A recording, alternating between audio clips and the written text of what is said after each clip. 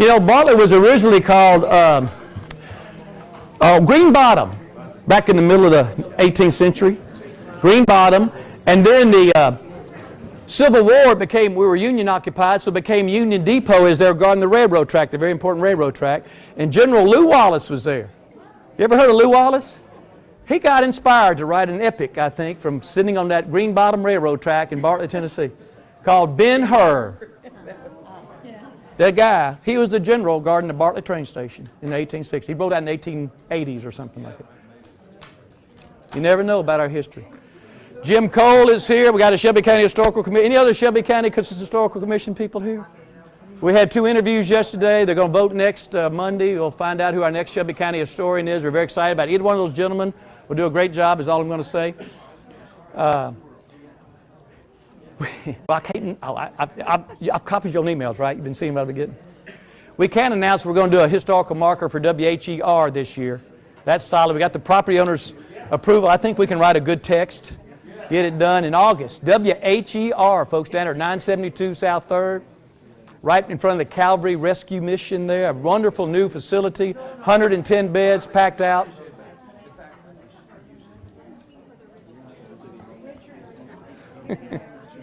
So that's going to be happening in August, along with the Suffrage Memorial downtown. The 10-hour tour. It's going to be a 10-hour tour. You don't have to go the whole way. You can come and go. We did this back in 2015. I had a Saturday off. No riverboats coming in. I had 49 free tours in downtown Memphis. That didn't sound right. So I did 50 free tours in downtown Memphis. So what would you do on October the 10th? On the 10th minute of the 10th hour of the 10th day of the 10th month, you'd take a 10-hour tour, wouldn't you? So we stepped off. We stepped off from Beale Street Landing here, went to Union, to AutoZone, over to Beale Street down to South Main. We went up this way, the bluff, to Front Street, all the way across the Mount Walk Bridge and back, Court Square, Courthouse, went through the lobby of the Sheraton Hotel, go to the bathroom, get a drink of water. There's no lunch on this tour. Under the interstate, and ended up at Westie's at 810, and whoops. Really? What'd I do? Okay. Here is why I predicted the times we'd be. So, and Chuck Jabor had my cell phone so I could keep on talking. Somebody called. Where are you at? Well, we're at 4:30. We're kind of at Adams Avenue. In 10 minutes, we'll be at the Cotton Museum or something. Meet us there. Because people left and came back, went to a football game and came back. And you can join us so you get any one of these 10 tours all at one time or 10 different hours. See, Willie, we already got the route plan. Look at this. And if you got through and did it all with me, you got a certificate of walking. Numbered and signed right there. 22 people did 10 hours. And now, for a serious moment, everybody knew George Klein, right? The nicest man I've ever met, I think. Willie, time out, time out. If I can have your attention, I want to have a moment for George Klein. If we can stop talking and everything and interrupt. Because George passed away this week, and I can't tell you how many times he called me, I called him. Through my jobs at Memphis Rock and Soul Museum, telling me stories. I did 10 different book signings with him. Remember George Klein, WHBQ Cuties? He followed Wink Martindale, and they changed it from dance party to talent party because they didn't want white and black kids dancing together on TV. He was the first one to bring a black performer into dance party. He brought Fats Dominoes into the auditorium, and he called him down there, and he conned him into coming out to WHBQ. The first black performer to perform on TV in Memphis was Fats Domino that year. He told me that Elvis paid for his nose job. He was the class president, class of 53 at Humes, along with Red West. We did a historical marker at Humes High School in 2015 during Elvis Week, and they allowed us to have the ceremony inside the Humes High School auditorium. 500 Elvis fans were in there an hour before. So what did I do for an hour is talk, right? Well, it's like this was choreographed. Like Steve's coming right. Here comes George in about 9:45. Everybody's got to take a picture of George. And about 5 minutes later, here came Red West. He's been in 42 movies, you know, Red West. Then John Bramlett came in, class of 59, the Bull. You know, he was the runner-up to Joe Namath as Rookie of the Year in the American Football League in 1965. Then Mark James came in. He wrote Suspicious Minds. He didn't go to Humes. It was just nuts. And George got up on the stage and was talking. He said, right here is where Elvis stood when he sang Old Ship. What happened then? Whoa! All those Elvis fans taking a picture of that spot on the floor. Just like at Family Dollar Store, we did American Studios. They would come in. Family Dollar Store gave us approval there at Chelsea and Thomas. And they go, well, we're finally really glad to discover why people from Europe were coming over into our store, not buying anything, asking about this address, and walking across the street to the Exxon and taking a picture of our building and not buying anything over there. Well, that's where American Studios was. 2 buildings before, 50 years before. And people are over there taking pictures of a Family Dollar store. Not knowing, we did a marker there. So that's how people are. So George got Red West. I'll show you this picture next week. I was on stage with Mike Freeman. We had the marker was on stage. It weighs 100 pounds. And we kind of balanced it there because we recessed it out to the pole with all those fans. But we got George and Red West and John Bramlett and Mark James to sing Old Chip. That's one of Elvis's songs he sang in a talent show. And we called them the $20 Quartet. They were terrible. They were terrible. They laughed. Got a great picture right in the huddle of all that. And we recessed it out to the pole. George lived right across the street right there on Manassas, 111 Manassas, or 1111 Manassas, the school. Sarah Lewis, who helped approve it for the property there with the school board, she used to live down on Autumn. Elvis used to live at Lauderdale Courts. Elvis would walk through the black kids to get to the white school. The black kids would walk through the white school to get to Manassas. And then at the afternoon, they had to start letting the schools out at different times because they're always getting in fights in the afternoon. That's the stories you hear from these people, I got to do about 10 book signings with George, one at the Kroger in Cordova. We had a great book signing there. And I was the guy that would take the book, put the yellow sticky note on it to get the person's right name to spell. And while George is telling stories, or he remembers that person from the class of 52 or 53, and he knew everybody. He remembered everything. He was just incredible. And there's me and George and Bernard Lansky. Bernard passed in 2011. That's when he was doing his book selling there at Lansky's, right at Lansky Brothers. The bow tie right here I bought from Bernard Lansky in 2008. So I wanted to say thank you, GK, Jeker, and your speaker. When I was a kid riding my bike to Pop Tunes to get that top 40 list, bought Willy Bully for 47 cents. Sam the Sham, remember 1964? 50 years later, Sam's in there buying ice cream. I said, Sam, if you'd have bought 4 more, I'd have been number 1. He was number 2 that year. So he bought me an ice cream cone. Ready to go? No. We have a few people outside, so I just want to let you know. Okay. Okay. I'm going to be on a microphone later on. I'm not going to take your time. No, I know you're not. Hey, Steve. Y'all know Steve Pike. He's the executive director. Is that the right term? Memphis Family, Pink Palace Family Museum, Steve Pike. We're not starting yet, though. You can get on the mic. I'm in the unusual position of being introduced by the first time. Only in Memphis. You all know Jimmy Ogle. Jimmy has the key to the city around his neck. He has Key to downtown. Key to downtown, manhole cover, Cufflinks. baseball on his bow tie. Bernard Lansky. And I'm not going to comment on any other symbolism on anything he's wearing. I don't want to get too personal. I'm not flying commando, if that was your thought. All right. Way more information. I've got a few more people who are would it be possible for everybody to move as far as the center so that everybody's tripping over each other's flag? About Memphis, before there was Memphis, and one last thing. First lecture, go live. Go live this time? Not this time. That's on that show. That was live. I can repeat it. Yeah, seriously, tell that lie. The lie is, you seen that lion roaring in the MGM movie logo? He's from Memphis. And I always go, at the end of all these shows, I tell these fantastic stats, and they go, you hear what he's saying? He's going, Memphis, Memphis. And half the people believe me. And I showed that slide, and he was one up. Now, you show that slide. 5 gold rings. 5 gold rings. Right there. And, take it away. And so, thank you. And so, he actually says roar, roar, roar. But I say that point because he's from Memphis, and y'all see the picture of the guy filming that. But everything else I told you was true. And you can't make this stuff up. And we're not starting yet, but I got this great thing. This is one of the books that I'm going to say about today.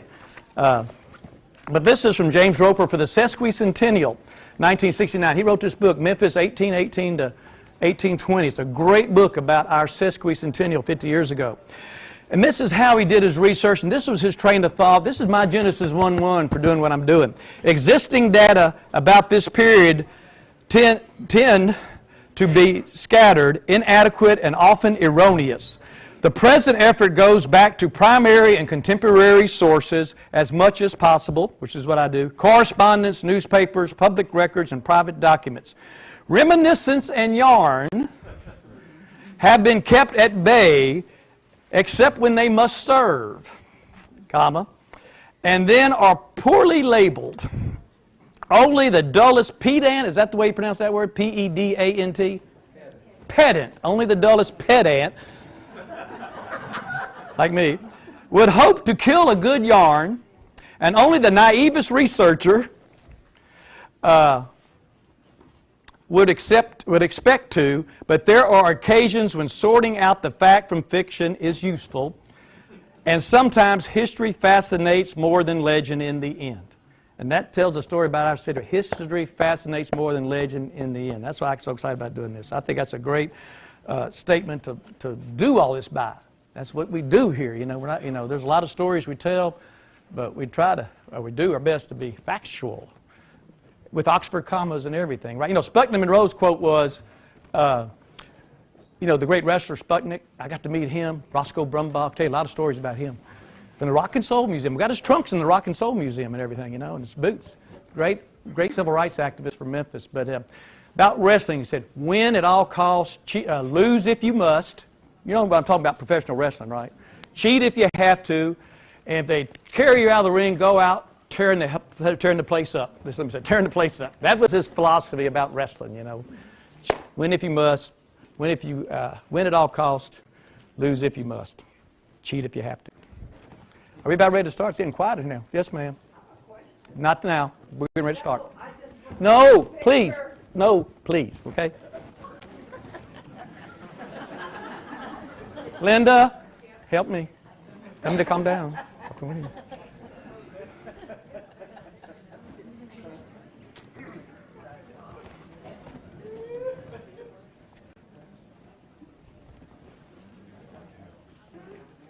There's our sponsors. We do have another seat here, I think. That's what she said. Okay, there's two.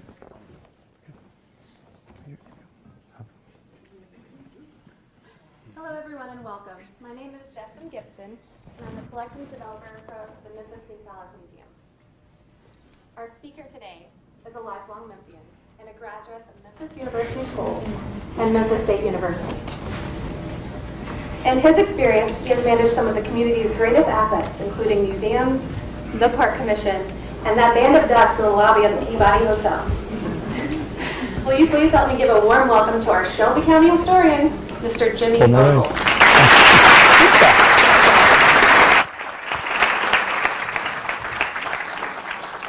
Thank you, Jess, and you've been wonderful to work with these last few weeks here.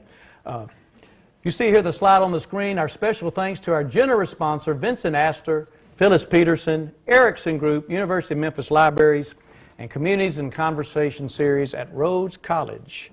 Our artifact of the day is from the Mississippian era pottery, currently on display in the mansion's Cosset Museum room exhibit. There's our object of the day right there, you know. Last week it was Burton Callicut's paintings. So there's our storytelling, there's our sponsors again, and today we are before there was Memphis. You know, there's a lot of, everybody knows 1819, we're in our 200th year right now, everybody knows about that, but what was here before that time? I was doing a golf tournament up in Middle Tennessee, near Nashville one time, about 10 years ago, and there was Franklin, Tennessee, Traveler's Rest, John Overton's home, one of our co-founders. Well, right up the way was Nashville, the Hermitage, Andrew Jackson. Right up the way was Cragfont, Castilian Springs. I could go see all three homes that are still there from our founders of Memphis. Why not take pictures? The University of Memphis Libraries asked me to come do a program, and so that's what I did it on before there was Memphis, because everybody knows everything else, and that's what this program is built on. So we're going to step back on it.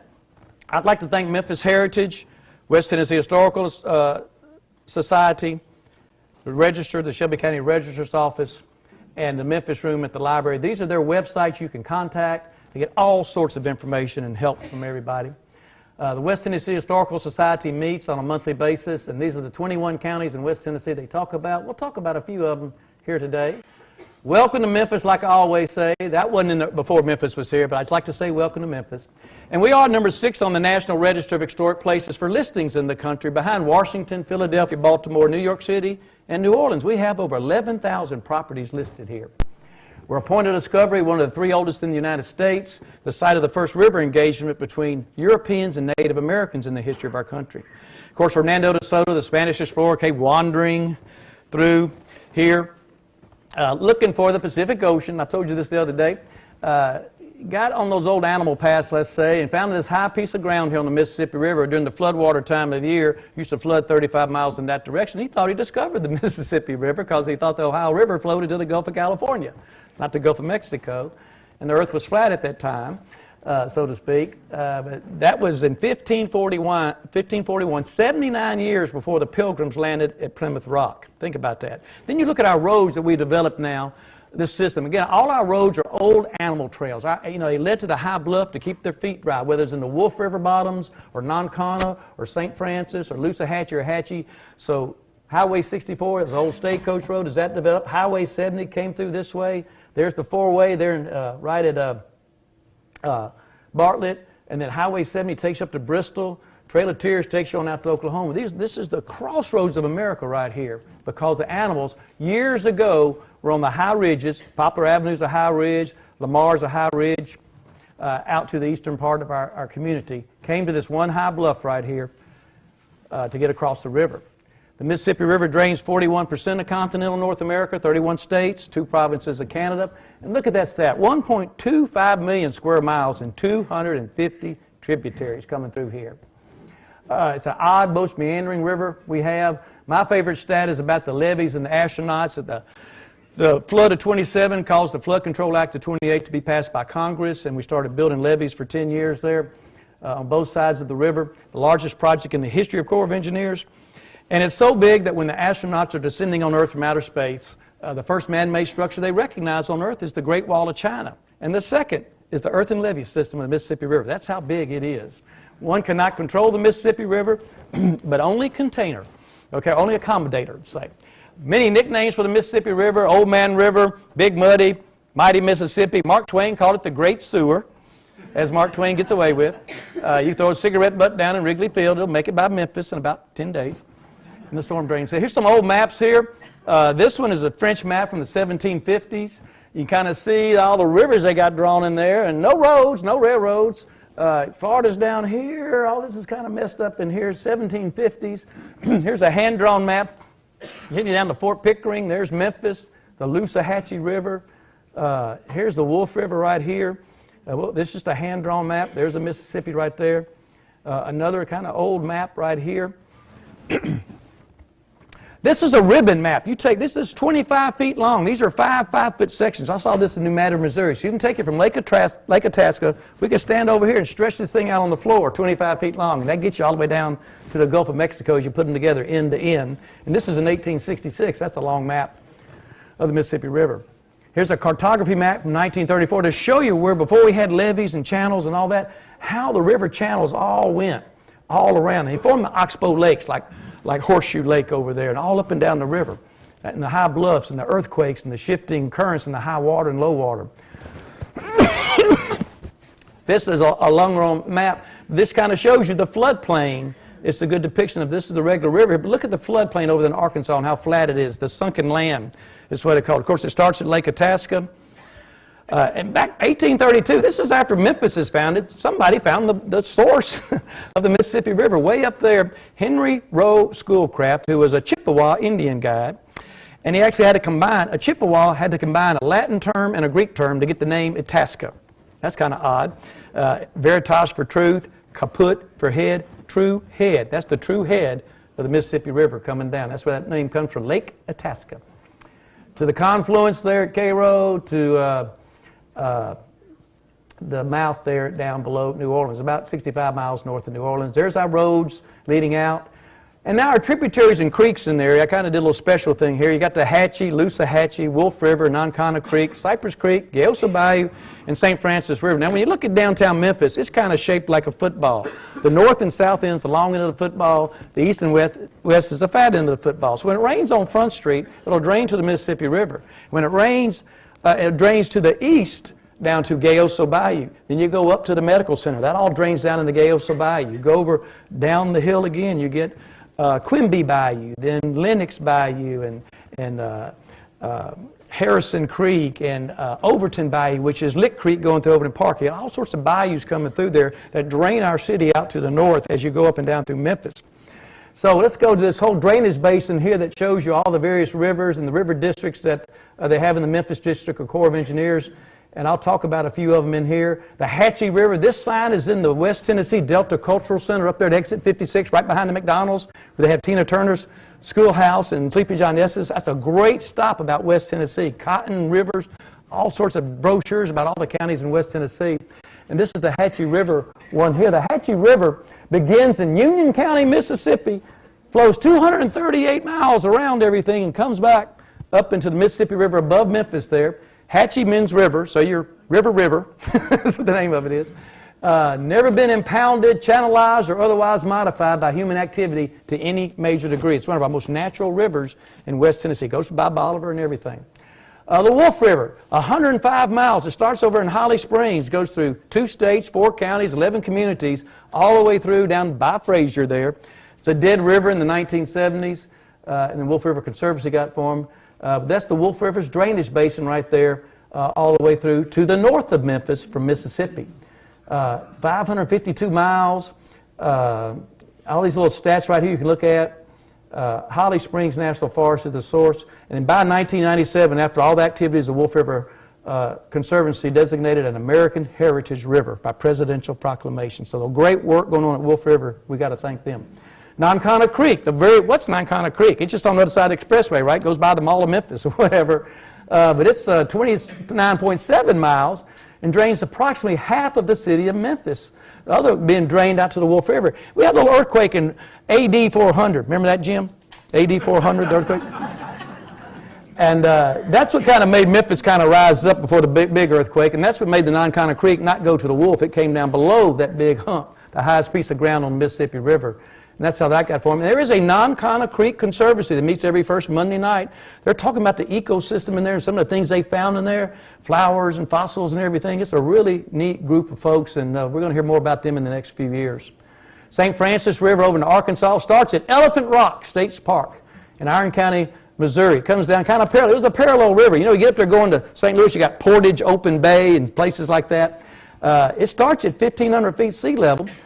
Goes between Crowley's Ridge and the river, has a dam there at Wapalelo Lake, goes by Mark Twain National Forest, flows 468 miles down to Helena, near Helena. So it goes from 1,500 feet sea level to 271 feet sea level as it comes down. And the drainage basis is 7,500 square miles. So this is what people were dealing with 500 years before Memphis, is all these little river systems and flooding and all this through it. This little picture right here is out of my camera from the DeSoto County Museum, but I like seeing Fort Pickering on it and Chickasaw Bluffs right there, right at the edge of our state. Here's another old map that I found. Someone had drawn. I don't even have the source for it. Again, this compares. So all y'all know Memphis right now coming down like this, straight from the north, coming through like this. But once upon a time, it came in until the late 1960s like this.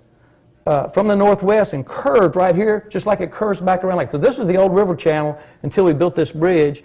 And you couldn't bring the barge tows around that 1,000 feet long through here and try to cut through an 880 foot wide and turn like that with the current. So they took Mud Island here for 4 miles, cut it up, put the western half on the northern half to get above the floodplain. That way the downriver tows come around this way now and get a straight shot through. So our river's been altered significantly in the last 50 years here in Memphis. That kind of shows you a closer picture where all that came through. And see, this was the Wolf River that came all the way down to the 1960s. This was a Loosahachie that came to right here. Frazier's bounded by 3 bodies of water: Wolf River, Mississippi River, and Loosahachie River. Buddy McEwen told me that. Frazier, bounded by 3 bodies of water. There's an 1860s map kind of showing you how he's developed. This is a Sherman map. There's a railroad track. And then here's one of the first buildings they have. And I have a friend who just moved from California. Somebody told me I was a historian. He said he wanted to paint a picture. He took that picture and made it look like this. So now he has 10,000 pictures I've seen him of buildings in Memphis that he can paint. Bob McKay Studio. Native Americans in this area. Now we're not going to, this again, this is a Cliff Notes version, folks, but 10,000 years ago, prehistoric Indians, first contact with, like I said, in the 16th century, came from Alaska, coming down through, wandering down to milder temperatures and not getting away from all the snows, coming further southward. Nomadic, hunter-gatherers, migrated with the seasons and a movement of the animal herds. That's food source, you know. Chickasaw, Choctaw, Natchez, Tunica, a lot of names. If you go down to Chickasaw Heritage Park, you'll see a statue that represents Native American, Hispanic American, and African American heritage in our community. And there's 19 names of Native American villages on the back of that woman's shawl there, along with some other representations. Everybody's heard of Chucalissa if you lived in Memphis for a long time. Actually discovered in the 1930s on a CCC, Civilian Conservation Corps project. Got stalled out by World War II, came back, and they finished it out. And of course, T.O. Fuller State Park is the first state park east of the Mississippi, named for an African American, a great city leader in the 1900s. Choctaw word meaning house abandoned down there. They were fishers and gardeners. They kind of settled down rather than being nomadic hunter and gatherers. Chickasaw Heritage Park, you would know it as DeSoto Park, right across from the Metal Museum. There's 2 mounds there. There used to be 7 mounds there. They're ceremonial mounds, not burial mounds. There, right across from the Metal Museum. Here's some of the images you'll find. Here's some of the native tribes in the area over the years.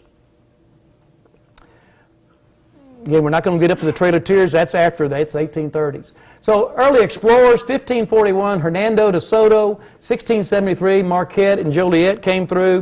1682, La Salle, he was the first European to go all the way down the Mississippi River. And then Bienville in 1739 came up for Fort Assumption. In 1795, the Spanish Gayoso came up, and that's Fort San Fernando. Again, there's DeSoto's route, wandering all around. Here's DeSoto first, all struck by the Mississippi River is what it says. Now, if you go here, let's say, well, here's some other, where Native Americans, you'd see the Europeans exchange. Of course, that was not really, I mean, there's a lot of animosity in all this, and a lot of strangeness going on, and disease being carried around. And here's some of the first meetings of them here, in depictions, obviously. Here's a nice rendering here. This portrait right here of DeSoto at the Mississippi River is in the U.S. Capitol in Washington, D.C. Have y'all ever been there and seen that? You see all those pictures? It's in the U.S. Capitol. Now, most of y'all probably recognize it. It's on the back of a $500 bill, too. Everybody whip out your $500 bill. I'll give you $10 for it, okay, right here on the spot. How about that? Memphis, in the early times, in the early 1800s, there's no mud island out here with the high bluffs. Wolf River still coming down. There's the Fort San Fernando right there. It's about where the pyramid is now. America's timeline, 1607, Jamestown, 1776, Declaration of Independence, 1783, Treaty of Paris, setting U.S. boundaries, 1787, Constitutional Convention, 1788, ratification of the Constitution, 1791, the Bill of Rights. Tennessee admitted to the Union in 1796, Louisiana Purchase, and then in 1803, a pneumatic earthquake. Those are some big timelines there, but in our area, some of those are the same here. We throw in Hernando through those times there, his exploration, Marquette and Joliet, La Salle, Fort Assumption, the Spanish Fort San Fernando, the treaty, and then the first U.S. flag to fly over this area was October 22nd, 1797, right there where Auction Park is, right a block east of the pyramid. There's our forts, our early forts. We'll go through these real quick here. Fort Assumption, they came up in 1739, the French did, on Assumption Days when they actually opened the fort. That's why they call it Fort Assumption. Bienville is the actual last name of this guy with this real long name. Get to the end there. The governor of French Louisiana during a conflict with the Chickasaw Indians. They were trying to establish a fort up here. He bought some 4,000 French and Choctaw allies. You know, the French allied with the Choctaw, the British would ally with another tribe, and they all war against each other. And they built this fort. They lasted about 3 months because that apparently didn't like the humidity or the big mosquitoes here is what I heard. So the next fort, way up till 1795 and 1796, here come the Spanish up. Gayoso comes up. The Treaty of San Lorenzo, Picnic's Treaty. Spain yields all its rights east of the Mississippi, north of Louisiana, and so the Spanish are out of here. We take over the fort down there they had built. They go across the river and make their own fort on the west side of the river, Fort Esperanza, Hopefield, and we take over their bedraggled fort here. There's a whole lot of slides here about that. I won't leave these up too long. Neither Spain nor France intended for U.S. to annex all this, what we call Trans-Appalachia, everything west of the Appalachian Mountains. So they contended for a while, but then Spain gave up with their treaty down here. The French left in 1803. As a fort, it was never attacked. It was put in a low area down there, a flood zone. And when we took it over, some of the Americans wanted to move it up higher. And eventually they moved it up to the higher bluffs, which became Fort Pickering. Our first captain there was Isaac Yean to build Fort Adams. That name was a very important name, our second president, so it got taken down to Natchez. So we went from Fort Adams to Fort Pike. Zebulon Pike, and his son later was Pike's Peak out there in Colorado. A lot of squatters were around. It was a ragtag fort. And then in 1803, our country purchases lands west of the Mississippi River. We call that the Louisiana Purchase from the French. So by 1803, the French and the Spanish are out of here entirely. You got those 7 flags on Mud Island, so you got France, Great Britain, and Spain all in here. We're still going to knock it out with the Great Britain. There's the United States flag, and then you got Tennessee, North Carolina, and Confederate later on. So there's the 7 flags of jurisdiction in their years. So it's real important we get up into this time frame right in here. Our first flag flies right here. We're part of North Carolina, and the first territory to become a state, as you see right there. State of Tennessee, you had to have 60,000 people in a state constitution. You heard of the state of Franklin before. That was never formally recognized by the USA. So state of Tennessee in 1796. Named by Daniel Smith of Sumner County out of North Carolina. And the Cherokees were our first inhabitants over there in East Tennessee. So you see these old maps here, how mountainous and the ruggedness right there. Then you go over here to the West Tennessee side and see how smooth it is over here. There's the Tennessee River coming down and going through. Here's New France, Louisiana, and New Spain during that time that became the colonies, you see, with these colored maps here. Here are the colonies right here. You still got Indian country right here, 1763. The French and Spanish occupation of North America to 1750. They were all over the place, you see, around in here. So we're getting up to the 19th century. New Madrid becomes the first settlement west of the Mississippi in the Boot Hill, about 120 miles north. And there's your original 13 colonies. And as we're expanding from north to west across our country, you get to Vermont, Kentucky, then Tennessee. We're number 16, and then we move westwardly in a balance. A free state, a slave state, a free state, a slave state, northwest, northwest. So you get down to 22, 11 free, 11 slave. The 24th state became Missouri, and at that time, that's when Maine broke off. Maine broke off of Massachusetts. So now we're still 12 and 12. And Arkansas is the 25th state, the second state to get in west of the Mississippi. And then we head towards the Civil War. So 1803, Louisiana Purchase clears the French out of here. We basically double the size of our country, bringing Memphis to a very important part because most of this exploration was done by rivers, all those 250 tributaries rather than roads or animal paths, you know. And now you're doubling the size of the country. You've got to have that western exploration here. Natchez, Memphis, and St. Louis were the jumping off points. That's why you got the great arch there. The Museum of Westward Expansion is what that's underneath there in St. Louis. So we had an earthquake, 1811, 1812, actually a series of earthquakes over a 3 or 4 month period of time. Church bells rang as far away as Charleston, South Carolina. Reelfoot Lake got formed during that time. They said the river flowed backwards, but it's just mean like you take your hose and start turning it that way. I mean, the land depressed down and water sunk into the lower land. That's how Reelfoot Lake got formed. But it's a very powerful earthquake. That AD 400 earthquake has already raised up Memphis before that time. And now you got the sunken lands, what we call it over here in Arkansas. And there's some great things to go visit in that sunken land. Here's the John Rice Grant, 1791, I believe it was. At that time, the Indian nations or the Native American nations had all the claims to these lands, but North Carolina was, and especially folks in North Carolina were doing a bunch of land grab, let's say, and they were selling lands to people.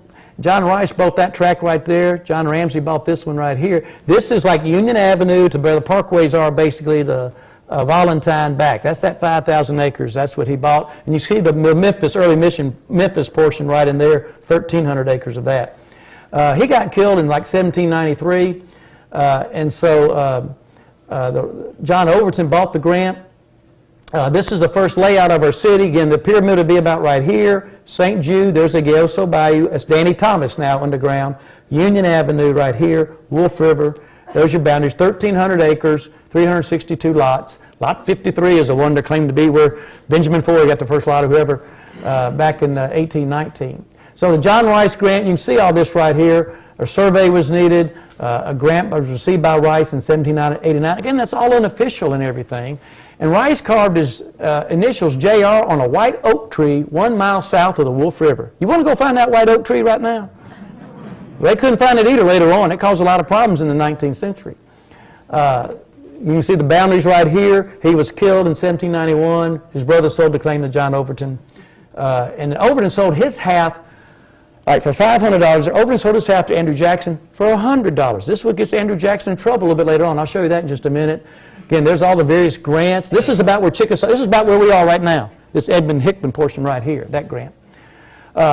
Revolutionary War occurred in that part. We have 19 soldiers buried in Shelby County that fought in the Revolutionary War, got land grants. They're buried various places all around, some in Elmwood. There are the names of all of them right there. It's hard to read on that plaque, so I thought I'd put them all up. I think John Smith's the one buried there in Elmwood. We did a ceremony with him last November, the DAR chapter. 1812, there are 32 veterans of the War of 1812 interred in Shelby County. Here are their names right here. This is a plaque we put up at the Shelby County Courthouse, Judge the Army Beatty Courthouse now in 2013. And we also recognize Isaac Shelby, and we'll come back to that in a minute, a Revolutionary War and a War of 1812 veteran. So here are the names of all the folks from War of 1812. You'll recognize Bunton right over here. Let's see. Tresvant, Nathaniel Anderson helped form what became our Chamber of Commerce. Saffrons is a street name for him. A lot of good names here. Graham. War of 1812. Now this March 15th at 10 o'clock, we'll have a birthday cake for Andrew Jackson there. We'll do a lot of patriotic storytelling, pledges, songs, in Judge Russell's courtroom. This is Betty Gustafson with the War of 1812 Piamingo chapter. And we'll come out around the Andrew Jackson bust, and we'll sit there and sing 8,000 Redcoats, See How They Run to the tune of Three Blind Mice about the Battle of New Orleans. We do it every year in that hallway of the courthouse, all that marble and everything. We're really loud. And see how they at 3, and it's Andrew Jackson and the Tennessee Volunteers. The Tennessee Volunteers came in. That's how we got our name Volunteers when the Battle of New Orleans in 1815. On Elvis's birthday, by the way. And then we drink Blackberry Fizz, Andrew Jackson's favorite drink. So come join us, 10 o'clock, Friday, March 15th. And at 12 o'clock and 1 o'clock, I'm giving my last 2 courthouse tours that day. It's a great tour because it's a great building. And they're free. So War of 1812 in 3 different theaters, Lake Erie, Chesapeake Bay, Battle of New Orleans. A very benign war. Let's say Canada got its independence. We got what we call a Star-Spangled Banner out of that. We might tell that in the music story. The treaty was signed in December of 1814, but Jackson went on down in January of 1815 and claimed New Orleans. That's what got the British out of here once and for all. That's what I think is the most important war for Memphis, called now America has a right to these lands with no other outside interference. Isaac Shelby was a general in both the Revolutionary War and the War of 1812. Our county's named for Isaac Shelby. And here's some of his roles in the Battle of Kings Mountain. They wanted him to be the he was the 1st and 5th governor of Kentucky, but they wanted him to be the Secretary of War. He didn't want to do that. So he helped to negotiate some of the lands and the deals. He got a Congressional Gold Medal. At the end of the War of 1812, declined that offer to become the Secretary of War. Counties in 9 states have been named for him. In 1818, with Jackson, negotiated the Chickasaw Cession. We'll get to that in a minute. And then Shelby County was named for him, the first county west of the Tennessee River. So here's the Shelby County in 1819. It was also Tipton County and Fayette County. They didn't break off till 1823 and 1824. It was a big square, and the county seat was in Raleigh up here for the first 40 years before it came back to Memphis because of all the development. James Winchester captured in both the Revolutionary War and the War of 1812 at the Battle of River Raisin. There's James Winchester, one of our co-founders too. So those are Revolutionary War and War of 1812 generals. Now, 1818, this red block right here, that's all the lands west of the Tennessee River. That's about 6.8 million acres of land. Andrew Jackson and Isaac Shelby negotiated this. Here's East Tennessee, here's West Tennessee, here's Chickasaw Nation, East Tennessee, Middle Tennessee, West Tennessee now. 6.8 million acres of land here, ended up being 21 counties. We got for $330,000 or 4.5 cents an acre. Pretty good deal here. On installment payments, 20 years, $15,000 each. And then Memphis was quickly laid out by William Lawrence and Marcus Winchester helped him, the son of James Winchester. These are our three co-founders, with Marcus Winchester being our first mayor. James Winchester is the one that named Memphis for Memphis on the Nile River Delta, the similarity there. I said this the other day, we're the bluff city. We're on the bluffs, the high bluffs here, the high dry ground. Shelby wasn't from Tennessee, he was from Kentucky. Peabody was an Englishman. Our first mayor still buried underneath a garage. That's all a bluff. And our four original squares were named for their intended purpose. The first, that was Court, Market, Exchange, and Auction. You know where they are, but the first schoolhouse was in Court Square. The first courthouse was in Market Square. The first market was over in Exchange Square. We didn't quite get that right either. There's Memphis, kind of getting to be laid out in the middle of the century. I just want to show you again, you still don't have any, you got the bluffs, no Mud Island, no Riverside Drive coming in there yet. The high bluffs made it accessible for the cotton industry to come in there. In the 19th century, we had over 400 sawmills in this area. So we were the hardwood capital of the world. That's what got us on the map, the river and hardwood and then later cotton. Here's about John Ovens. We're going back to Franklin, Tennessee now. There at Travelers Rest. Of the three founders, he was the most active in the development. He was not a military guy. He stayed home. He was a great politician, power broker in that part of the state. Always included Andrew Jackson in every one of his ventures. He was 5'3" and bald, married at age 54. Travelers Rest, it's a beautiful spot up there. You go down this little drive right here, up to this house, kind of unassuming house. Almost looks like the McGabney house, doesn't it? You get back around behind it, it gets pretty big. Can't take pictures inside either. Not even me. Beautiful house. Andrew Jackson, the Hermitage. You've been there, the Hermitage. Everybody's been to the Hermitage, I'm sure. Some of his stats, of course, he lost his wife before he became president. Of course, they'd gotten married before she was divorced or something like that, too. They had to get that straightened out. But he was, you know, moving on, War of 1812 hero, rose to fame, one of the co-founders, became the 7th president, known for the Trail of Tears as well. There's the Hermitage real quick, beautiful house, beautiful grounds and gardens. He's buried there as General Andrew Jackson, not President Andrew Jackson. The bust there in the courthouse, the cast on him in 1835 in the White House, is the oldest known bust cast on a sitting president in the history of our country. You'll get to see that. You'll get to touch it on the tour. There it is. The first 4-cent postage stamp was designed after that. A man who has a street name for him right over here. July DeLoach. So it's a beautiful bust there. Well, we'll get on from that. James Winchester and Marcus Winchester, father and son. Born in Maryland. His is Crag Farm up there northeast of Nashville. He had 10 children. The last at age 70. Sorry, age 70. You go. He was captured by the British, appointed by President to survey the southern boundary of the line of state of Tennessee, and that comes a problem later on. Gave Memphis his name, by the way, too, and Crag Farm because he was on a tall piece of land there. And in 1825, he got out of the deal. This speculation is worse than steamboat building. He didn't like being in the real estate business. The first 6 years, it was real slow, as you'll see. There's Craig Font, beautiful house, beautiful grounds, a lot of furniture there. There's his family tree. And there are the epaulets. I touched those epaulets from the Revolutionary War with my fingernail. I was bad. He let me do it. You get a one-on-one tour there. It's great. Marcus Winchester, again, is our first mayor. He married a woman of color. He got kind of ostracized that, became the postmaster. Isaac Rawlings, our second mayor, only kept his woman of color and didn't get in trouble for marrying her 200 years ago. I guess we'll talk about that in our bicentennial, won't we? Operated a ferry service, was promoted to postmaster. That was a big deal. And John McLemore later on was our fourth founder of Memphis, kind of, sort of. Later on binds up some of those claims. He's actually buried in Memphis. So let's get on through John McLemore. We're going to run out of time. Some of the early explorers: Davy Crockett, Andrew Jackson, Zachary Taylor, John James Audubon, Meriwether Lewis, Zebulon Pike. Later on, those other guys. Some of the early names: Benjamin Foy, Isaac Rawlings, Samuel Brown. Foy was a Dutchman here. Rawlings, our second mayor at Trading Post. Samuel Brown was our first sheriff. The Carrs ran our first hotel. Patty Mars, our first bartender. You know. So the rice grant, real quickly. There's the 5,000 acres. He got it for 10 cents an acre. Jackson purchased his bit for 4 cents an acre. That's a pretty good deal for Jackson, wasn't it?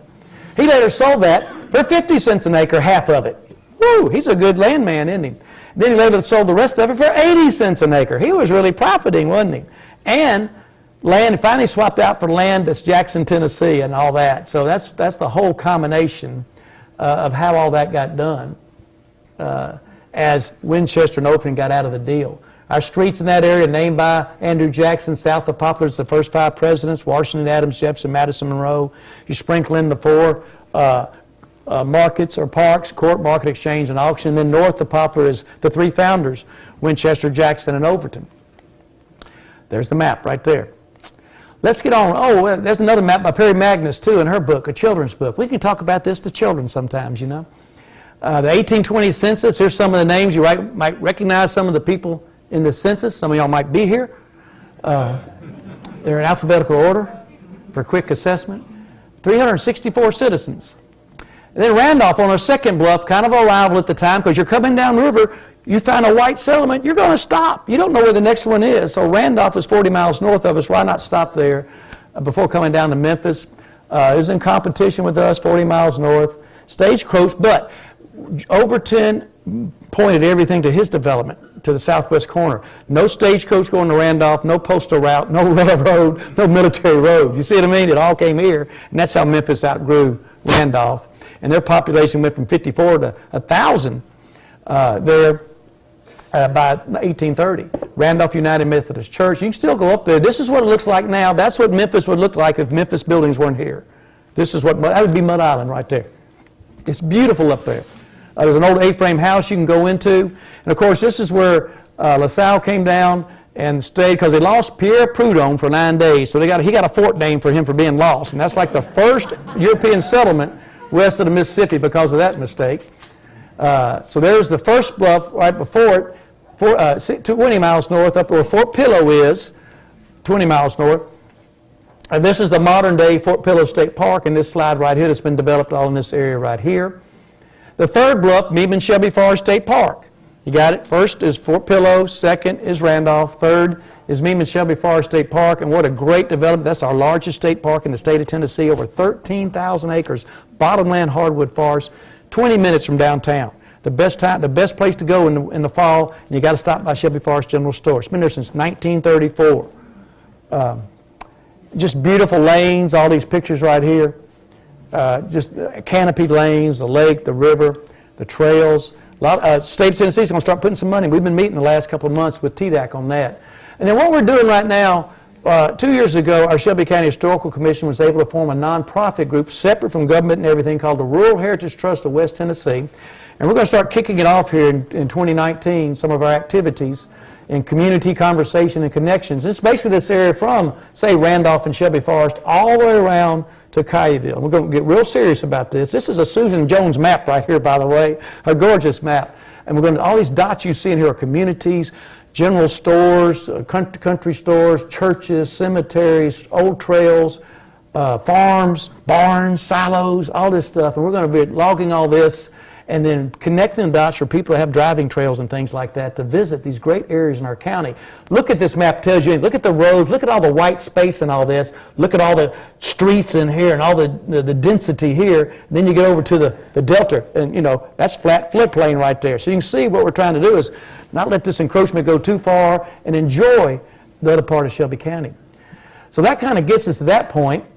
Normally I end right here, but I'm going to do some suggested books on this topic. You know, I did the suggested books last time about general history of Memphis. This is more specific to the time we're in right now. Historic Shelby County, I mentioned that. Let's see. This Early Families of the Memphis and Shelby County area by Paul Matthews. That's a great one from Descendants of Early Settlers. An Illustrated History of the People and Towns. Let's see right here. Let's go right to here. Illustrated History of the People and Towns of Northeast Shelby County and South Central Tipton County. That's a long title. It's a 5.5-pound book by Hare, Historic Archives of Rosemark and Environ. What a great group of people we have there. And this beautiful book right here, Tennessee Society, Daughters of the American Revolution. It's only on sale at rare times of the year. And here's the information on that. Legacies of our great-grandmothers and early Tennessee women. And here's the information there on how to get, if you want to take a picture of that, or you can just email me and we'll get it to you. And there's that book there. There's Hare, there's Judge McCullough and all the fine folks that put that together. That's a really good historical community there. Early Rivals of Shelby County. Ed Williams' book right here. It's a good little book. There's his last speech. And there I am. I know we're at the very end here. And something I worked on today. Here's the 20 communities. 200 years now. Making Memphis, 200 years of community. Our community opening day here at Pink Palace will be Sunday, March 3rd. It's a free day, and the exhibit's going to be here for all up through the fall, I believe, Steve. But Sunday, March 3rd is the free day.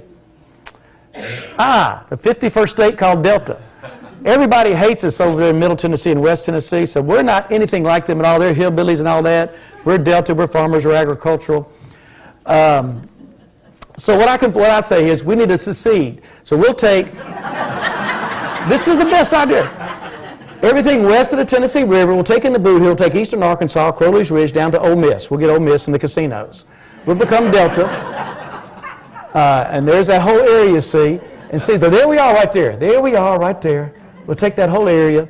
We'll call ourselves Delta. Boom. 51st state, 51 stars on the flag, 989898. It works, you see. Got it all worked out. We can make it elongated out and make it like the state of the Tennessee license plate. Really, I don't know what happened to our slides. We lost about a whole section of slides about the rivers in there, all 4 of the rivers, but we'll worry about that later on.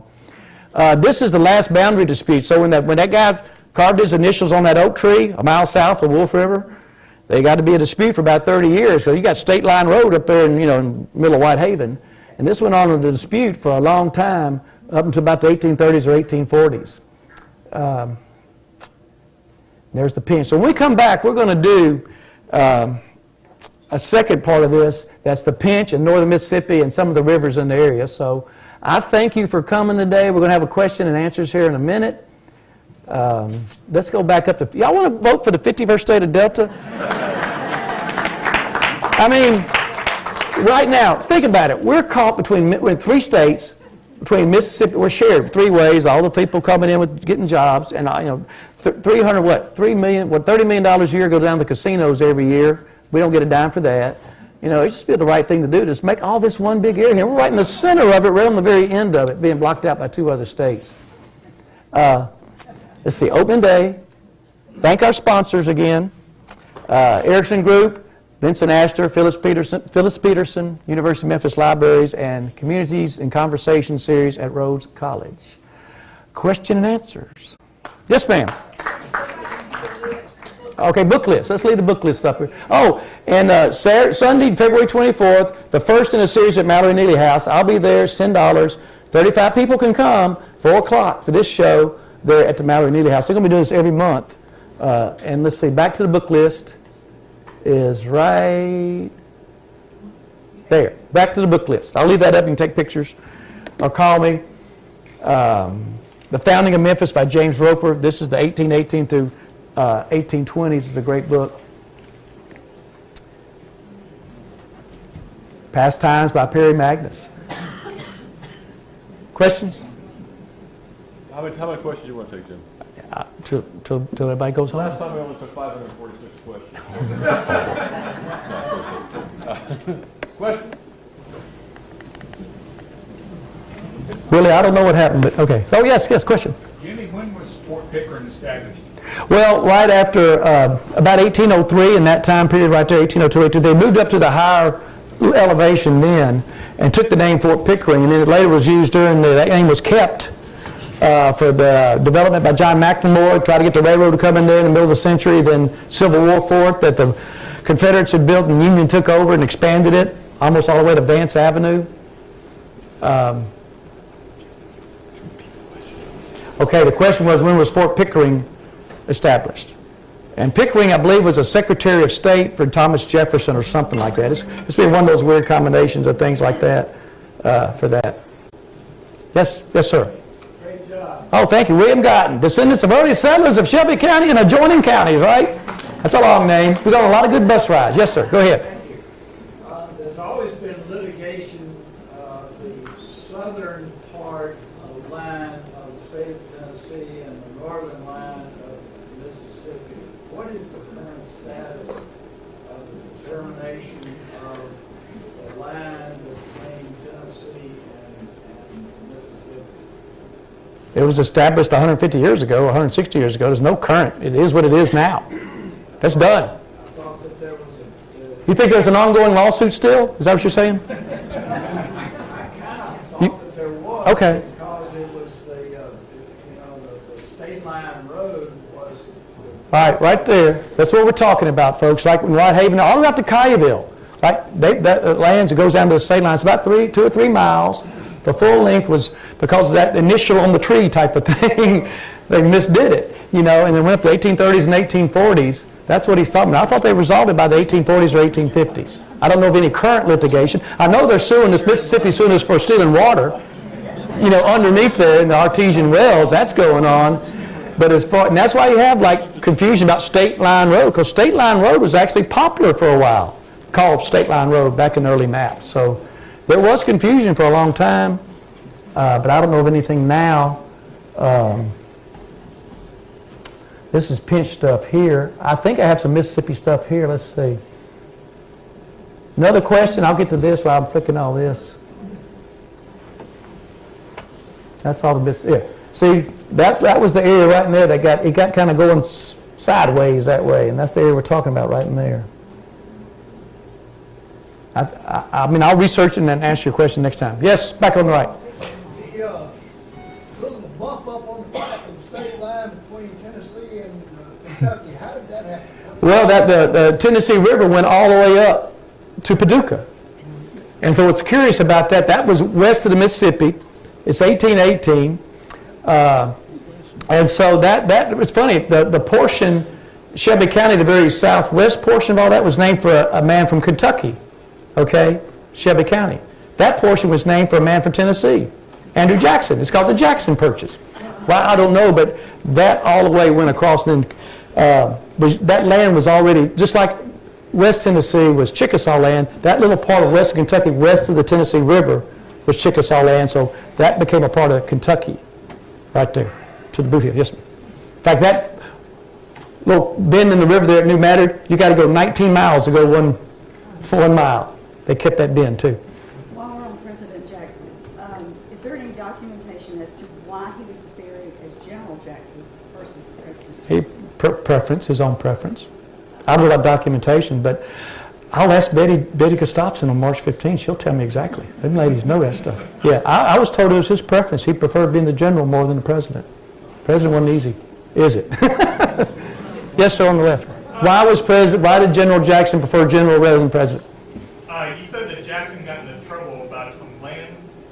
Well, he was getting something for 4 cents an acre and selling it for 80 cents an acre during his popularity and running for president. It was kind of like Whitewater and the Clintons before they got president.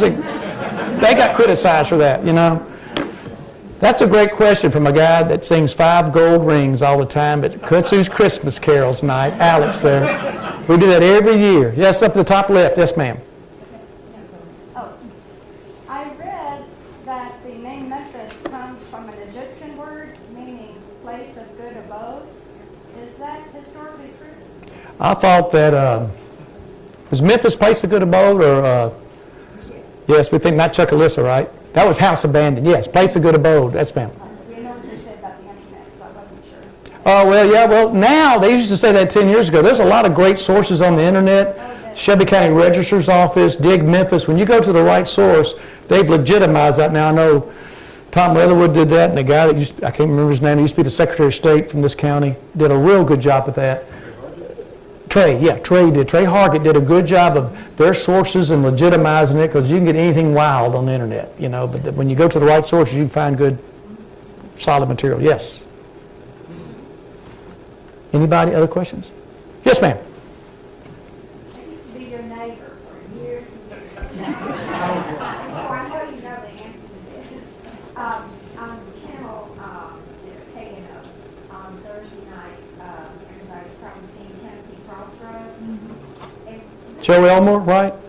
Remember him from Memphis? We're never given a lot of publicity on this. It always seems to be national, so I wanted to change.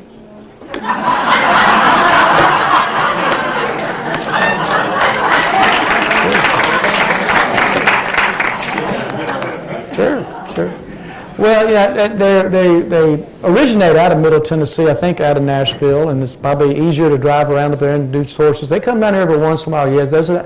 As with many things in the state of Tennessee, we're out of balance as a state. We're not really balanced all the way across, and there's some other statistics that can bear to mind on things like that. There's some reason why we're that way. I don't know why. It's not WKNO, it's whatever, the Tennessee PBS station or anything like a...